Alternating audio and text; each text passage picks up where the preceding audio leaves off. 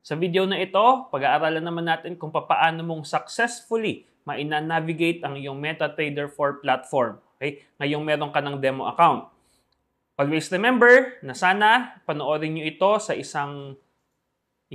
through your phone or sa extra na laptop ninyo. Okay? Para sa ganun, masundan ninyo lahat ng gagawin natin dito. Okay?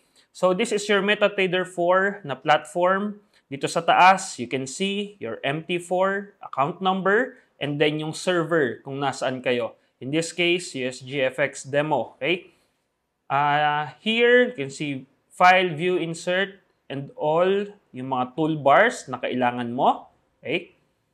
Here, you can see the market watch. Okay? Kung ganito na medyo makitid siya, ilagay nyo yung inyong cursor hanggang lumabas itong double arrow na ito.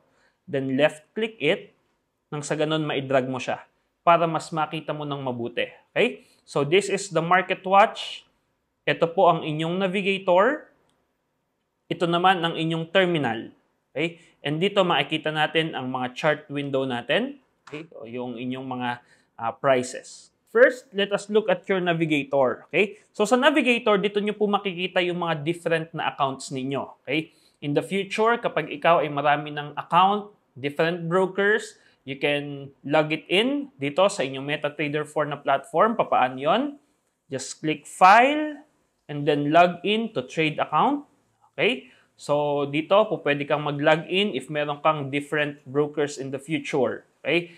Dito sa navigator, ang po pwede mong gawin, makikita mo dyan, i-double click mo lang kung ano yung iyong account o yung MT4 na account mo na gusto mong gamitin in trading. Okay? Then automatically, mailalog in nyo na po siya dito. Okay? No need na mag-download ng different MetaTrader 4 na accounts. Okay? You can also see the indicators, okay? Expert advisors, scripts, etc. Okay? Pero syempre, kapag ikaw ay nagte-trade na, hindi mo na actually kailangan itong navigator. Okay? Kakailanganin mo lang siya kapag magja-jump ka from one account to another. Okay? So for the sake of our discussion and future discussion, since isa pa lang naman ang inyong account, tanggalin muna natin ang navigator. Paano mo siyang tatanggalin? Pwede mong i-click yung X na nandito or simply press Ctrl-N para mawala siya. Okay? So that's it for your navigator. Next is the terminal. Dito po sa terminal, pwede mo siyang ilaki. Okay? So move mo uli yung cursor mo sa linya na nandito hanggang lumitaw yung double arrow na ito up and down. Then left click, idadrag niyo po siya. Okay? So here you can see mailbox, market signals. Okay? Dito po pwede ka ring mag-set ng mga price alerts, etc. The news, pero more importantly, dito mo makikita ang account history. So kapag ikaw ay nagte-trade na, just like in this demo account, dito nyo po makikita ang lahat ng mga trades na ginawa ninyo. Okay? So, dyan siya lahat. Okay? Kung gusto mong makita ang iyong history ng lahat ng mga trades na ginawa mo in the future, i-right-click nyo lang po siya. Okay? Then you can see all history, last 3 months, last month, or pwede mong i-customize yung period kung kailan mo siya gusto. Okay? So, let's have it. So, example, all history. Click OK, then makikita mo na po lahat dyan ng history mo. Okay? So, next is your exposure. Kung anong currency ang madalas mong i-trade. And of course, dito nyo po makikita ang inyong trade. Okay? So, ito yung isang example. If you have pending trades, kagaya nito, okay? Dito nyo po pwedeng i-close yung trade or dito nyo po pwede kayong mag-modify in the future. Okay? So, yan po ang inyong terminal. So, for now, for our future discussions, hindi natin kailangan ng terminal. Okay? So, ang gagawin nyo ay tatanggalin nyo siya. Paano natin siyang tatanggalin? Just, pwede po itong close na ito or just press Ctrl-T. Okay? Para sa ganun, mawala ang iyong terminal. Next is your market watch. Okay? Dito po sa market watch, you can see everything. Okay? Ito ang mas madalas natin talagang gamitin. Here, you can see all the symbols na po pwede mong i-trade. Okay? So, dito, makikita natin na limited lang siya. Paano natin makikita lahat ng currency pairs, lahat ng stock index, and na po pwede nating i-trade? I-right click nyo lang po siya here in Market Watch, okay? And click Show All. Pag kinlik po natin yung Show All, lahat ng currencies na gusto mong i-trade na available sa iyong broker ay makikita mo. You can see na po pwede ka mag-trade ng gold, pwede ka mag-trade ng oil, S&P 500, Nasdaq, okay? Those are mga stock index po yan. And of course, you can trade BTC, okay? But of course, hindi natin siya pag-aaralan dito, okay? So, symbol po is your currency pairs, okay? Bakit na nga natin siyang tinawag na currency pairs? So, let's have a review. Okay, first, currencies are quoted in 3 letters, okay? Let's have an example. Say, USD, ang ibig po niya sabihin is US dollar. GBP, ibig niya sabihin ay Great Britain Pound, and a lot more. Well, you can download kung ano ibig niya sabihin below. So, here, sa currency po natin na ito, para mabasa siya, the first 2 letters, it connotes the country. Great Britain, USD is United States, okay? And the last letter, yan po ang name ng kanilang currency. So, USD means United States dollar. GBP means Great Britain Pound. Okay? As you know, in Forex, in currency exchange, or in currency trading, hindi naman po dito yung ibibigay mo yung currency mo and then mawawala na siya. Okay? Ang example natin, halimbawa, pumunta ka ng bangko and then gusto mong ipalit yung Philippine peso mo. In Forex po, para siyang barter exchange. So, yung Philippine peso na dala-dala mo and gusto mong bumili ng US dollar, okay? So, ibibigay mo ngayon yung Philippine peso mo sa bangko, makukuha mo yung US dollar. That's the reason why always po siyang in pair. For example, if makakita ka po ng pair na GBP, USD dyan, okay? Yung first 3 letters, yan po ang tinatawag nating base currency. The second 3 letters, ito po ang inyong tinatawag na quote currency. Okay? So, kapag pupunta ka sa Philippines, kapag pumunta ka ng bangko, makikita mo doon USD, buy and sell. If ilalagay po natin siya into currency pairs, ang ibig niyang sabihin doon is USD PHP. Okay? So, that is for your currency pair. The base currency, yung first 3 letters, ang equivalent niya po is always equal to 1. So, it's called base. And then, your quote currency, so, for example, USD PHP, may nakalagay doon ng exchange rate is 50 pesos.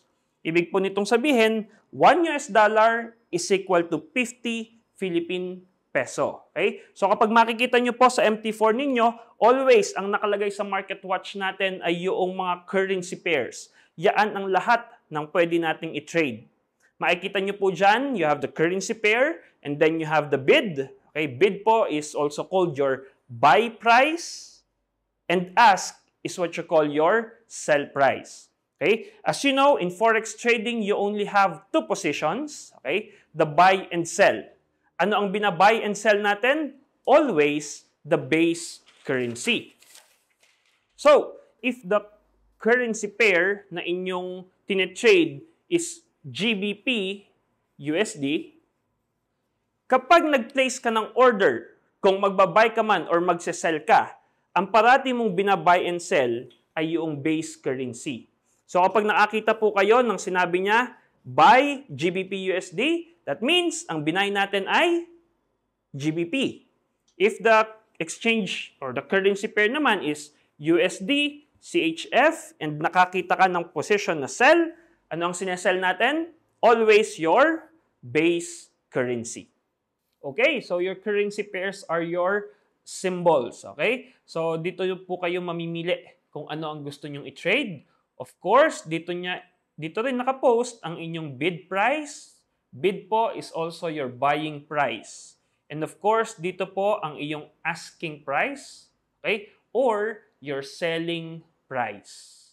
Okay? So, for example, USD CHF, ang napili mong currency pair na iti-trade. So, the buying price is 0.99117. The asking price is 0.99130. Right? Now, isa po sa mga pinaka-important also in forex trading ay yung tinatawag nating spread. Okay? Paano nating makikita yung spread?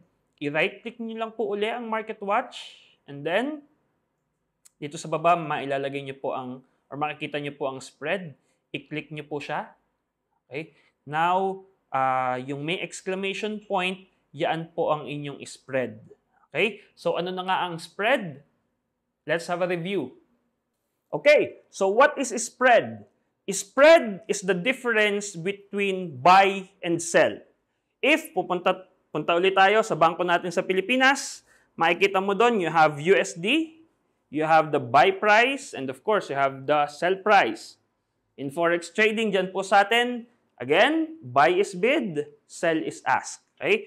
Nakita tayo ng exchange rate, 50.50, and then ang selling natin is 50.50. Sorry, the buying is 50 pesos, the selling is 50.50. Always, makikita natin sa mga bangko and even money changers, parati po siyang may tubo na 50 cents. Para saan yung 50 cents? In Forex, isipin nyo na lang po na yaan ang inyong transaction cost. Of course, ang banks, ang brokers, they are still businesses. Kailangan nilang kumita. So, kung kailangan nilang kumita, saan sila kukuha ng income? Doon po sa inyong mga trade. Okay? Sir, parang lugi naman yata. Ibig sabihin, mag-buy ako or mag-sell ako, parati akong lugi? Well, the answer is yes. Subukan nyo po later on, kapag nag-place ka ng new order, always yon sa simula pa lang ay lugi na siya. Bakit siya lugi again? Because of spread. Pwede bang mawala yung spread? The answer po is, well, some brokers, okay, we call them market makers, okay, meron na nag-o-offer na walang spread. Pero if iisipin nating mabuti kung saan nanggaling ang price, okay, of course, in forex trading, as you know, parati siyang merong mga pinagdadaanan ng mga financial institutions. From your central banks, you have the big banks, you have brokers, you have liquidity providers. Okay? Sila ang nagpapatakbo ng ating financial system. Now, if sila ang nagpapatakbo ng financial system, they are also businesses. And businesses, they need to earn. So, if they need to earn, sa nila yung kukunin sa spread. Okay? So, obligado talaga na magkaroon tayo ng spread. Huwag tayong masyadong maniwala in brokers also na sinasabi nilang wala kaming spread. Because if wala silang spread, then what financial institution ang pinagdadaanan ng pera nila? Tama? And of course, always remember in trading, there will always be the winner side and there will always be the loser side. If ang broker mo ay walang spread, question, saan siya kumukuha ng income? Well, most likely, baka sa'yo siya kumuha ng income mo. Okay? So, spread po, obligadong meron yan. Okay? But there are actually two types of spread. Depende po ito sa broker na gagamitin mo. We have what we call your fixed spread. Okay? And you have your floating spread.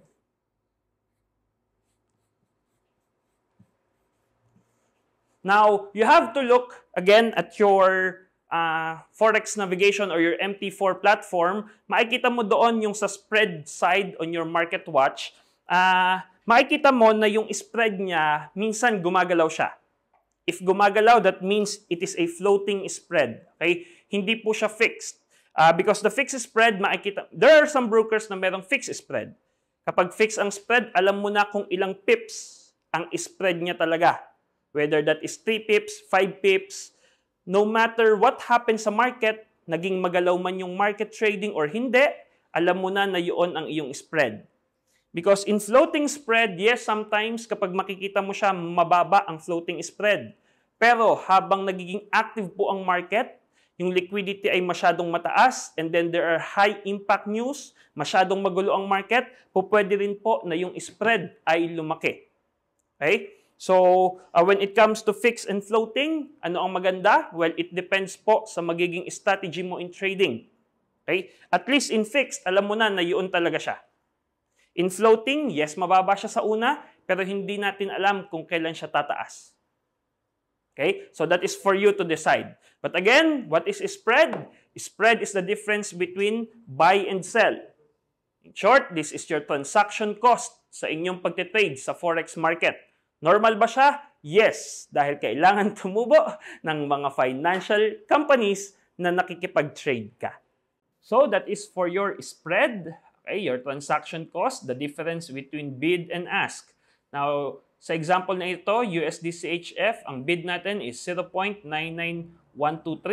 and 0.99137 ang iyong asking price. So the difference is 15. Okay? So kung mapapansin po natin, ang spread dito ay gumagalaw.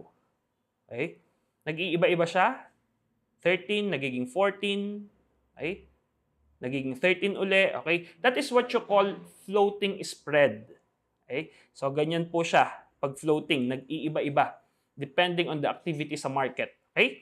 So this spread na 13, that means it is, or 14, that is 13 points or 1.3 pips. Okay. Ano na nga ang pips? Let us have a review. Okay, pips. Ang ibig pong sabihin ng pips ay price interest point. Ito po yung pinakamaliit or kung ilan man yung change ng iyong currency exchange rate. Okay? Say ang exchange rate mo is 1.3260. From this price, okay, naging 1.3265. Okay? So, ilan ang naging difference? Nagkaroon po siya ng difference, tumaas siya ng 5. Ano yung 5 na yon? Yan po ang tinatawag nating pips. Okay? So, ganun lang po siya kadali. Okay? Pips lang ay kung ilan yung naging change from your original price to your future price. Okay? Now, if titingnan natin doon sa ating currency exchange rate ng Philippine peso to US dollar, ng US dollar to Philippine peso, say ang exchange rate natin ngayon is 50. Sarado. Okay? And then, naging 50.50 ang exchange rate. So, in this case, ilang pips siya? So, 50.50 minus 50, that is 50. 50 cents, centavos dito sa Pilipinas. In forex trading, we call that 50 pips. Okay? Now, pips po is so important dahil syempre kumikita tayo sa forex trading sa pagbabago ng price. Mas malaki ang pips na change at tama ang ating paglalagay ng order. That means, mas malaki ang iyong magiging income. Pero kapag nagkamali rin tayo, syempre mas malaki rin ang lugi. Right? Now, ang pips po, normally, is the 4th digit or in 4 decimal places. Especially in your currencies na hindi JPY. Okay? So, 4 decimal places sa mga normal currencies. Except JPY, lahat po ng JPY na currency pairs ay 2 digits lang. 4 digits, normal, except JPY, 2 digits. Okay? Now, you have to check your market watch para nang sa ganun makita mo ang mga ito. Right? So, ang JPY po ay parang yung Philippine peso natin. Okay? Again, 4th digit, or 4 digits and 2 digits. Now, if you will look closer at your market watch, makikita nyo po dyan na sometimes it depends on the broker. Sometimes, ang broker po ay nagbibigay sa inyo ng 5 digits. Pagdating naman sa iyong JPY, magbibigay po siya ng 3rd digit. Okay? Now, this 5th digit and the 3rd digit sa JPY, okay, that is what we call fractional pip. Minsan, ang tawag nila ay piplet. But normally, pag naririnig nyo po ang word na point or points, Yan po yung mga yon. Right? Now, anong ibig nitong sabihin? Well, just like dun sa oras natin, di ba? There is what you call seconds, and then meron po tayong tinatawag na millisecond. Okay? Now, of course, yung millisecond ay hindi mo siya nararamdaman. Okay? So, ganun lang din po ang point or yung point, yung fractional pip, or yung iyong piplet. Okay? Sir, bakit ganun? Bakit yung iba 4 digits, iba 5 digits? It depends na po kasi yan sa broker natin. Okay? Pero ang importante na alam natin, again, ang pips po ay yung 4 digits and yung 2 digits. Kapag points, 5 digits and 3 digits. Now, if you will look at your market watch and 5 po, okay, yung decimal places na nandyan, and then you will look at the spread. Ang nakalagay po sa spread is 15, 20, 18. Now that 15, 18, 20, hindi po siya pips. Yan po ay points. Okay? Kung makikita nyo po dyan sa spread ninyo na 15, ang ibig po nyo sabihin ay meron siyang spread na 1.5 pips. Okay? So in short, points po is equal to pip times 10. So now in trading, of course, the lesser the spread, the better. Pero dapat alam niyo po na points yan. Okay? Huwag mo sabing, uy, 15 pips. Hindi po yan 15 pips kung hindi 15 points. Okay? Now, you have to classify, again, dapat maintindihan natin na kapag pips, 4 digits and 2 digits lang. Okay? Now, for the sake of the lessons, of the future lessons, hindi po natin siya masyadong sasabihin ang points. Kung hindi, we will base all our study sa pips. Okay, so that is your pips. So, kung mapapansin po natin dito, ilang digits ang currency exchange rate? 5 digits for USD CHF. So, ang 14 po na ito, again, ay in points. Okay? Or 1.3 pips or 1.4 pips. Okay? Pag tinignan natin ang Canadian JPY and other JPY currency pairs, makikita natin na ang decimal places ay 3. Okay? So if 3 siya, again, ang spread na ito ay quoted in points. So 21 points or 2.1 pips. Okay, so that's all for your market watch. So dito ka mamimili ngayon kung saan mo talaga gustong mag-trade. So let's go to your chart window. Okay? So para ma-arrange po ang chart window ng maayos, okay?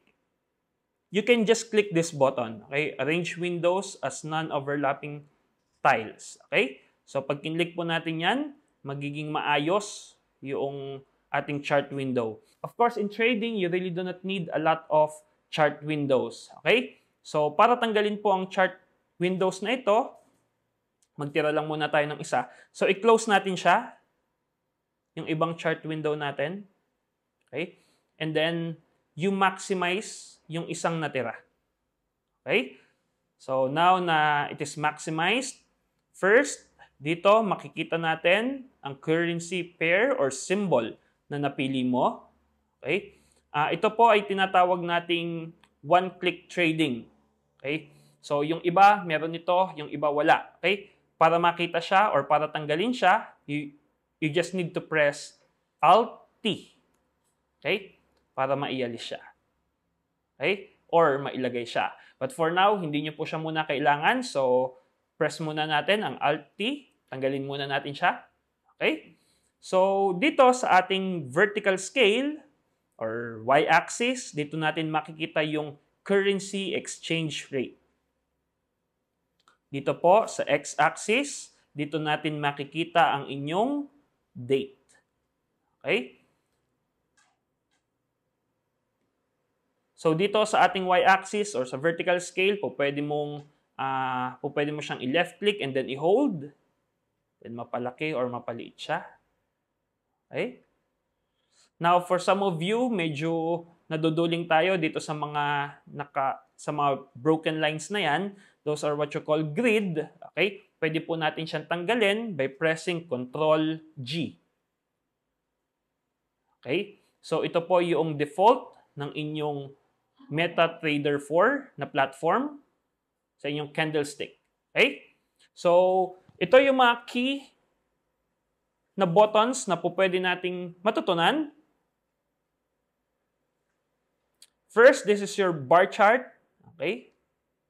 So pag kinlik po natin siya, magiging bar chart. Next is your candlestick. Candlestick, ito yung mas common na gamitin natin. And of course, you have your line chart. Okay? But mas maganda po na ang ilagay natin ay candlestick because in the future, meron ding mga meaning yung mga candles na yan. Okay? Next is your zoom in and zoom out. So para nang makita mo ng mas malaki or in detailed yung iyong candlestick or pwede mo rin siyang i-zoom out.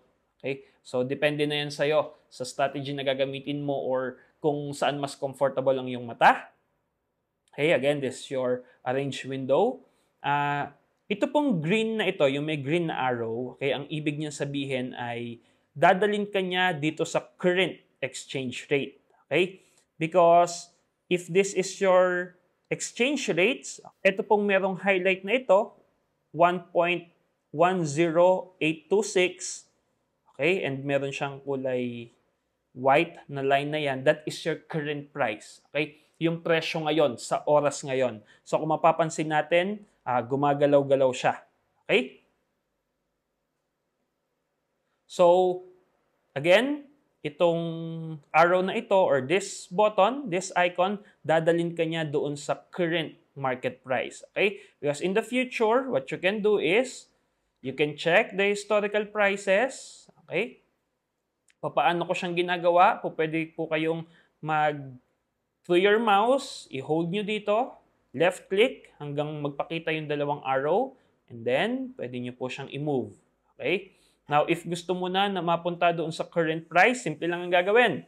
Click natin yung merong green na arrow. Okay? Nandun na tayo sa current price. Right? So, ito namang may red, parang sa ganun ay bigyan kanya ng konting space dito sa dulo. Okay? Para visually, mas okay siya. Okay? So, sir, ano ang mas common? Mas common po, yung red ay naka-on, and then itong green ay hindi. Okay? Parang sa ganun, in the future, makita mong, or ma-check mo yung prices natin. Okay? So, next is your indicator list. Okay? Also, you have your time frame. So, papansin po natin dyan, M1 is equal to 1 minute, M5, 5 minutes, M15, 15 minutes, M30, 30 minutes. Ano po yung ibig sabihin nito? You can also have that time frame na nandito po siya. Ibig po sabihin nito, if i-click mo yung M5, okay, then zoom in natin. Kapag kinlik mo yung M5, this means na every 5 minutes, okay, gumagawa ng bagong candlestick yung ating chart. Okay? So, yung change niya ng prices or yung candlestick na binubuo niya is every 5 minutes. Okay? So, ibig pong sabihin nito, itong tatlo na ito, okay, itong tatlong candlestick na to, ang equivalent niya, so, 5, 5, 5. So, 5 minutes, 10 minutes, 15 minutes. So, kapag nilagay mo sa M15, yung tatlong nasa M5 na ito po yung isa na yon. Okay? So, gumagawa siya ng bago. Okay? So, dalawang M15 na candlestick, ang equivalent niya ay yung isang M30 lang na candle. And so on and so forth. So, kapag H1 siya, every hour, nag-create ng bagong candlestick ang ating chart. Well, saan ang importance niyan? Depende po kasi ito sa magiging strategy nyo later on. Okay? Some of you, mas prefer nila ang higher time frame. Kung ikaw ay mga long-term na traders, okay? Kung ikaw naman ay mga pang isang araw lang na ikaw ay mag-trade o i-open or i-close mo, pupunta ka ng H1. Okay? Kapag naman gusto mo ay mabilisan, well, syempre punta ka ng M5. Okay? Para sa ganun, makita mo yung konting change ng price niya. Okay? So, that is for your time frame. Okay? And of course, dito po, you'll have your cursor. Okay? You have your crosshair here. crosshair ay important din po ito, okay? Sa pagna-navigate, kung gusto mong tingnan kung magkano yung price nito, okay? Makikita nyo po doon sa gilid, nasa ilalim ng inyong current price, 1.10780. Okay? So, yan. Okay? Nang ma-move mo siya. You can also see or you can also use this po sa pag-compute ng inyong pips para ma-check mo kung ilang pips. So, papaano ang gagawin? So, dito makikita natin na we are in Euro, USD. Nasa H1 na time frame tayo. Okay? Kung gusto kong makita kung magkano yung price mula dito, noong November 20 hanggang yung price ngayon, paano ang gagawin ko? Ito po kayo sa crosshair. Click nyo po dito. So, mula dito, mula dito ng 1.10563, okay? Left click nyo po siya, hold it, and then i-drag nyo po siya hanggang sa price ngayon. Okay? So, dyan makakakita kayo ng approximation. Okay? Mapapansin nyo po, ang nakalagay na number dito is 23 over 264 over 1.10827. Ano po ang ibig niya sabihin? 23, so ibig niya sabihin, naka 23 candlestick mula sa pinanggalingan hanggang dito. So, 23 candlesticks nang nasa H1 tayo, that means 23 hours. Okay? Sa loob ng 23 na oras, yung 264, that is your pips or that is your points. Since ang ating broker po ay gumagamit ng points, so that means 264 points yan or 26.4 pips. So mula sa pinanggalingan hanggang sa presyo kung saan tayo nakaturo ngayon, 26.4 pips ang naging difference nila. Okay? Or ang naging change ng price. Tumaas siya ng 26.4 pips. Okay? So that is your crosshair. Next is to draw your vertical line. Okay? Gagamitin niyo po ito kapag meron kayong mga gustong lagyan ng tanda in the future. Okay? So the vertical line, and then kiklik niyo lang po kung saan niyo siya gustong i-click. Kung gusto niyo po siyang i-move, i-double click niyo po yung line. Okay? And then pwede mo na siyang i-move. Okay? Para tanggalin siya, you will just press delete. Okay? So you have the vertical line here. You have the horizontal line. Okay? So pwede po kayong maglagay ng mga tanda-tanda. Okay? So depende na yan sa magiging strategy nyo in the future. Paano siyang tanggalin? So double click, then press delete. Okay?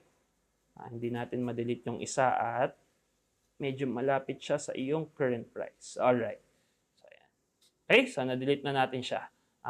Ano pang ang importance? Well, you have the trend line here to draw it. Ito po, para lang siyang diagonal line. So, this is important sa paggawa ng strategies nyo in the future. Okay? And then you have channels, etc. here. Okay. Okay? So, we will be discussing this more kapag andun na tayo sa strategy. Okay? So, that's it for your MetaTrader 4 na navigation. Nandito ang lahat ng inyong kailangan. Okay? Here, you can download yung templates. Ito po ang inyong mga strategies na gagamitin. You have the Bollinger Bands, layers, etc. Okay? So, dito po, kapag meron na kayong template na gagamitin, para easily ma-access nyo siya kaagad doon sa inyong platform, andyan lang po siya. Pwede siyang nakasave dyan. Okay? So, para tayo ay gumawa ng bagong chart. Say, ayaw na natin ang chart na ito. Let's remove it. Ito po yung close niya. Okay? So, to create a new chart, let's say, ang gusto natin gawing chart is GBP-USD. Okay? One of the ways para magawa mo po siya ay i-right-click mo siya and then chart window para makagawa tayo. Okay? Or, pwede rin po na you can drag like Euro-USD.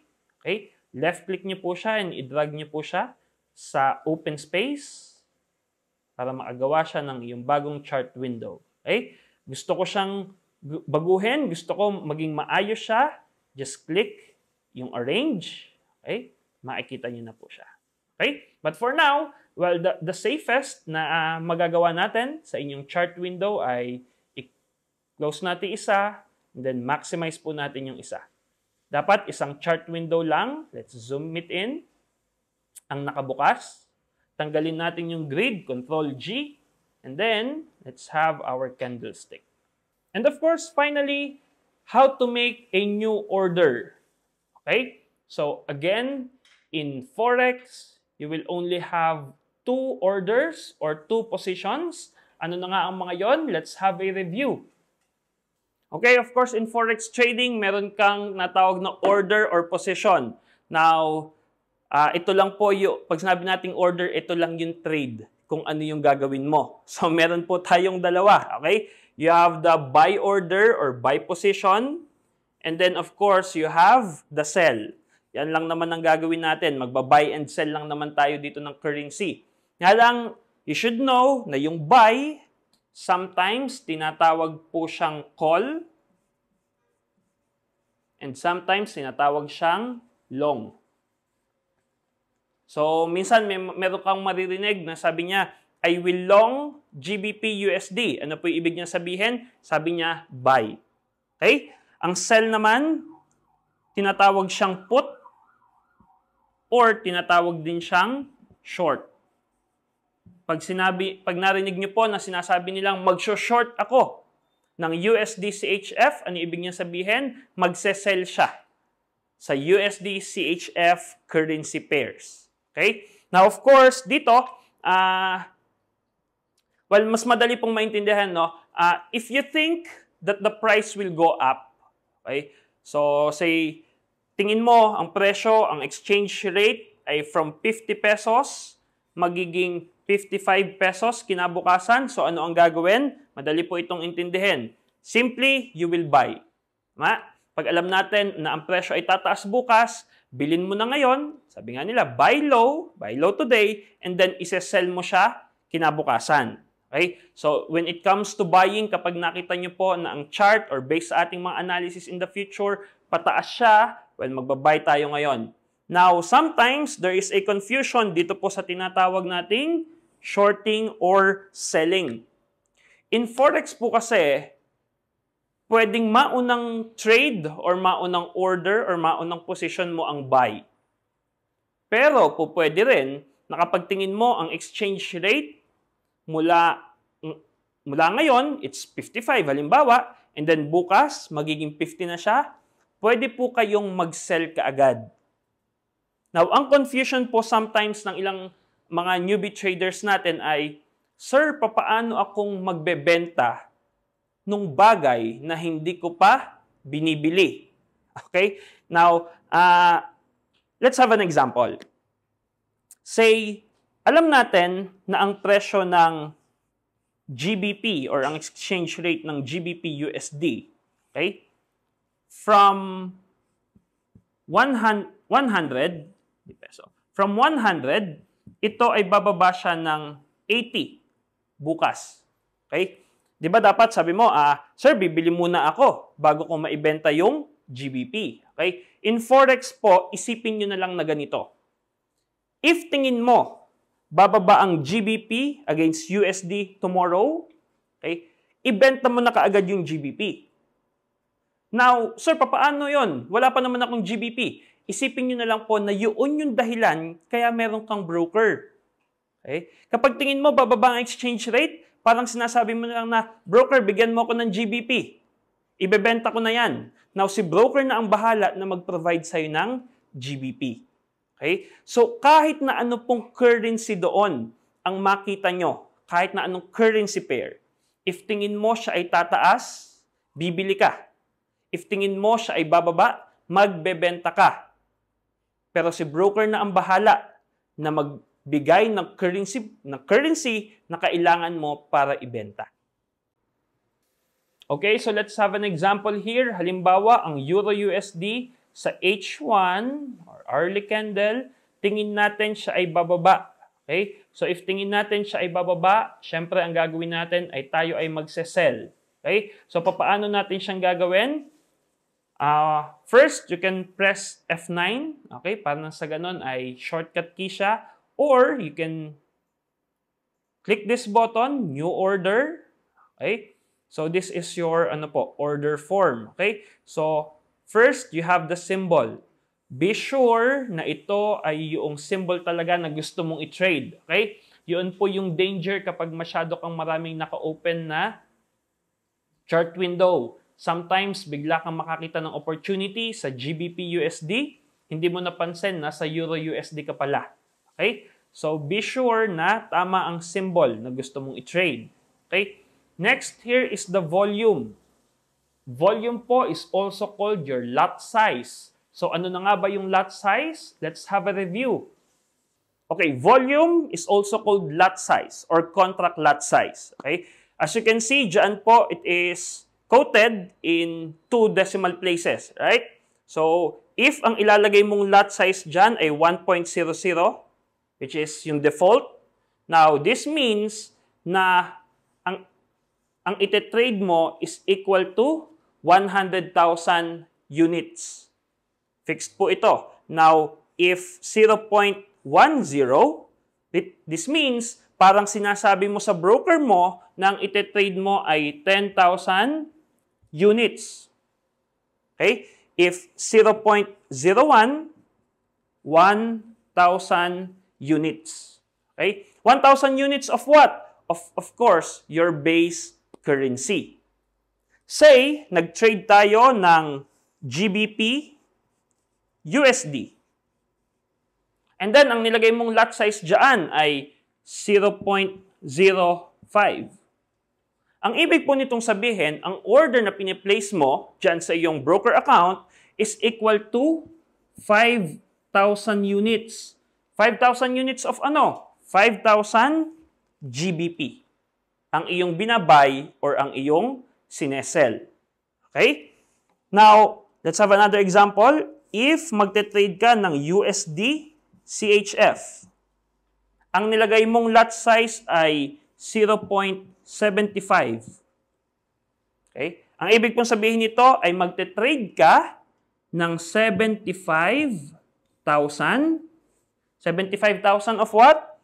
USD. Of your base currency. Okay? So, yan lang po ang ibig sabihin ng lot size. Well, sir, para saan ang lot size? Actually, ang lot size po, syempre, the higher the lot size ang iyong ilalagay, well, the higher the risk ang iyong itinitake.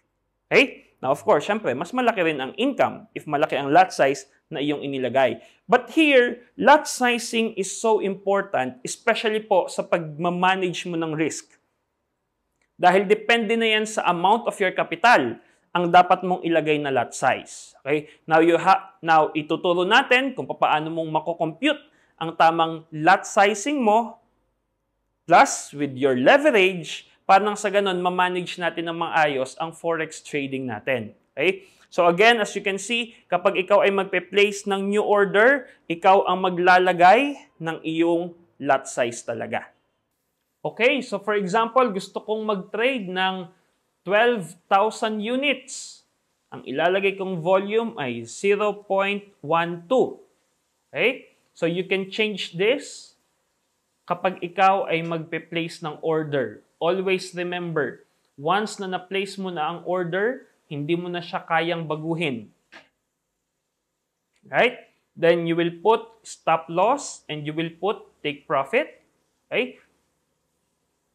Ito po ay pag-aaralan natin kapag tayo ay nag-i-strategize na sa inyong trading. Comment, well, wala ka nang kailangan ilagay dyan. Okay? Pero pwede mo namang i-comment na sana parating win. Okay? So you have market execution. You have actually 2 types. You have market execution. Ito yung trade ngayon na. And then you have what you call pending order. Okay? Pending order, meron po tayong specific training for that. So for now, should be market execution. Okay? And then here you can see sell and then you can see buy. Okay? So if tingin ko ang Euro USD ay babagsak, so I will click sell. Okay, so now we have placed our order. Saan natin siya i-check para ma-monitor? Check po natin siya sa inyong terminal. Paano natin makita ang terminal? Just press Ctrl-T. Okay? So here, makikita natin, you have the time kung kailan mo ginawa yung trade. You have the type, buy or sell. So ito yung trade natin na sell. Size, lot size or volume, 0.12. And then the symbol, Euro USD. Itong price na ito yung price kung kailan natin siya sinel. Stop loss, take profit, hindi tayo naglagay. So wala po siyang take profit and stop loss. Price, this is the current price right now. Okay? So kung mapapansin nyo, kakiklik lang natin halos ng ating trade ay negative na siya kaagad. Bakit siya negative? That is because of your spread. Okay? So yung spread po na yan, since that is the transaction cost, negative siya kaagad, so kailangan natin siyang bawiin. Okay? So it really doesn't matter kung negative siya kaagad. Ang nagmamatter naman ay yung strategy na gagamitin natin. Okay? Para sa ganun ay mag-profit tayo. Okay? So, dito sa inyong terminal, here also you can close all the trades na ginawa po ninyo. Okay? So, papaano natin siyang i-close? Okay? Pwede mo siyang i-right click. Okay? And then, nandito po yung close order. Okay? So, let's have this one as an example or, yeah, this one, USD CHF. So, kapag po nag-green ang TP, ibig sabihin, lumalapit siya dun sa ating take profit. Okay? Na isinet. Right? So, papaano natin siyang i-close? Meron po tayong dalawang way kung papaano siyang i-close. First, right-click and then close order. So, right now, this is positive 6.76. Kapag kin-close order ko po yan, didiretso na siyang magre-reflect doon sa aking income or doon sa balance ng aking account. Okay? Or, pwede rin kayong mag-close ng order dito. Here, ito pong X na ito ay pwede mo siyang i-click.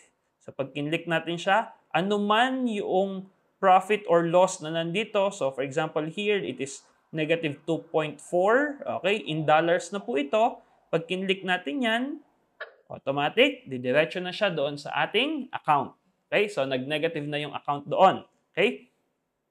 Also here, pwede nyo pong gamitin or gawin na maglagay kayo ng stop loss and take profit. Okay? As you remember, nung una, hindi tayo naglagay ng stop loss and take profit. Now, paano natin siyang pwedeng lagyan ng stop loss, take profit? I-right-click nyo lang po siya and then you click modify or delete order. Okay? So, eto na ang iyong form kung saan i-modify mo ang iyong order. Okay? So, here, level, pwede ka pong maglagay dito ng kung ilan. Let's say, ang gusto natin ay 20 pips. So, 20 pips is equal to 200 points. Okay? So, stop loss na 200 points and then take profit na 200 points. Okay? Ika-copy, copy, okay? Then click modify. So, pag nagawa mo po yon, automatic siya na ang maglalagay ng stop loss and take profit mo. So, that's it for your modification.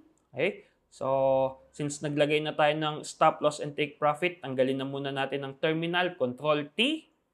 Now, kung gusto nyo pong mag-move from one currency pair to another, ng itong chart window lang na ito ang ating gagamitin, what you can do is, say for example, gusto nyo ang USD JPY. Okay? Pwede nyo pong i-left click and then ida-drag nyo po siya, left click hold and then drag it here sa chart window. Alright? So, mapapansin natin, USD JPY. Okay? H1, nagbago na po siya. Okay? Now, kung gusto nyo maghanap, let's say gusto mong hanapin ang ibang currency pair like GBP, AUD. Okay? So, pwede nyo pong gawin para mas madali kaysa hanapin nyo siya isa-isa dito. Just press G. Okay? Kung ano yung first letter ng base currency. Press G. So, kung mapapansin nyo, minumove niya tayo, GBP CHF, G again, GBP JPY. Okay? GBP CAD. Okay. GBP Australian Dollar. Okay? Pag nakita nyo na hinahanap nyo, left click again, press, hold, and drag here. Okay? GBP AUD. Kung gusto nyo po ay Euro GBP, first letter of the base currency is E. So, press nyo lang po ang E. Okay? Ganda linya kayo sa Euro GBP. Okay? left click, hold, and then drag here. Okay? So yun po ang mga kailangan nating skills para sa ating pagpe-place ng order and sa iyong MetaTrader 4 navigation. Kailangan nyo lang po itong practicein ng practicein. Okay? So basically, madali lang naman siya. If meron kayong nalito, okay, just replay this video para nang sa ganun, mamaster nyo siya. Of course, it is really important for us, no, na matutunan and maging comfortable sa pagna-navigate ng ating trading platform. Okay? Para hindi tayo magkaroon ng mga mistakes na mali ang press natin ng buy, na mali ang press natin ng sell, okay? Hindi tama yung paglalagay natin ng mga lines, etc. So that's it for your Forex trading platform navigation. So, ang madali lang po ito, basta ulit-ulitin nyo lang ang video na ito and then practice, practice, practice. Okay? So, the best way that you can do here ay maggawa kayo ng different orders. Okay? So, parang ganito siya. Euro USD, new order. Okay? Change the volume. And then, press buy. Another one, USD JPY.